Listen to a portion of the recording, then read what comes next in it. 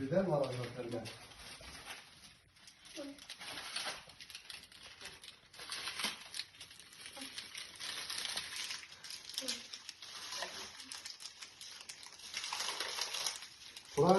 Kur'an canı katıp kazanatçı. Ağustos var.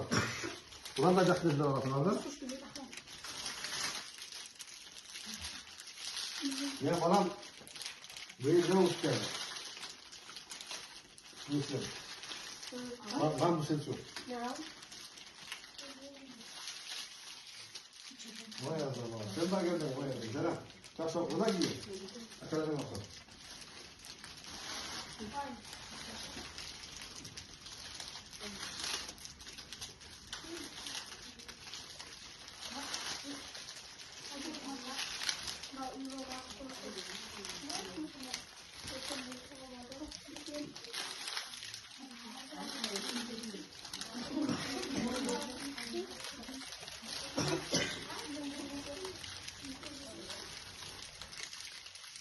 Vay Allah şefkanların darbelerinde kavurmasın. Yaxşılıklarda öğrenelim, tinçlik olun, amansızlık olsun. Elimizde imanlar görüyorsun. Ha oğlum. Çok ol ha. Rahmat deb Xormen aytib qo'yinglar.